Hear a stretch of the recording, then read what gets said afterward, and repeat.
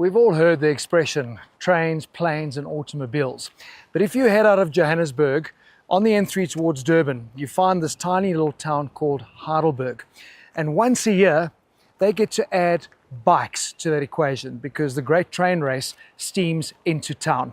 So Heidelberg might very well be a quaint little town, but once a year, it becomes a classic destination.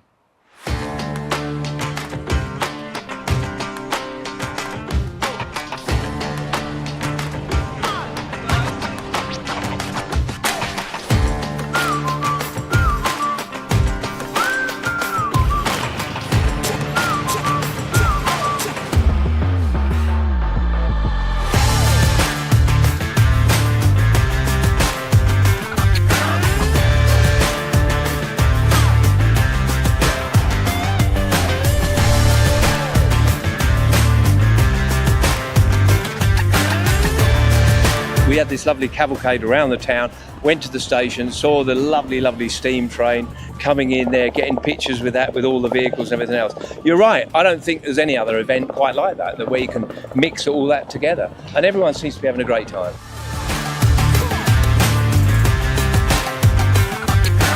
We all got a Beatles story to tell. You either had one or you were made in one.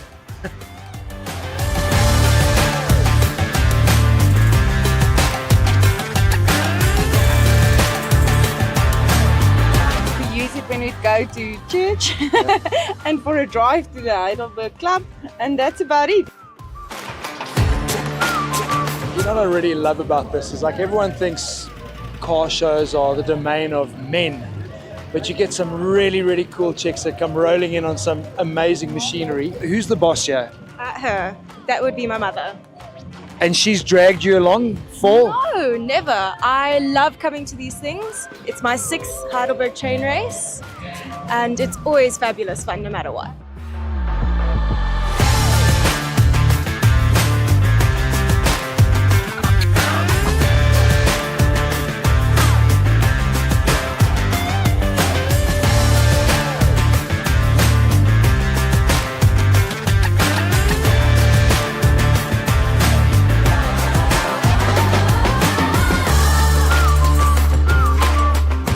Steve, it's great having you here. What have you thought of the caliber of cars that you've seen at today's event? There have been some real classics. Absolutely, I've seen some very unique cars. A lot of things that you don't see in the UK because obviously it's a different market out here. There was a lovely 1933 Rolls Royce down there that someone has took the engine out to repair it. It was going to take them 3 years, so they decided to put an electric motor in it. I love the Austin Healey's. I'm going to be driving one in the tour, but I love the Austin Healey 3000s. My wife wants me to buy one. I love those, but there's just so many lovely old American cars here, some massive big Cadillacs and Chevrolets and pickup trucks and everything else. There is more of an eclectic mix of cars than I've seen anywhere I've ever been. It's a bit noisy, it's a bit different to drive, it's not simple, but it is marvelous. My pre-war would be the 1903 Peugeot, incredible piece of history. There's some unbelievable cars, 1958 Buick, 300 SL Mercedes from 1958. Congratulations on putting together a crazy cool event. Well done, it's amazing. My first time and a superb turnout.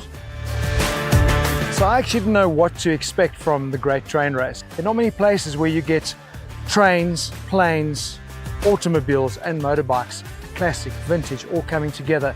It really is, I think, quite a unique event. And for me personally, it's the history. If you go back to Train Le Bleu, the blue train, and Wolf Bonato back in the late 1920s when the famous Bentley boys were set up and were racing the train from Calais to Cannes. I mean, this is where the heritage of the Great Train Race in South Africa comes from. And it's just so cool from 2016 to now to see how it's grown and how it's evolved.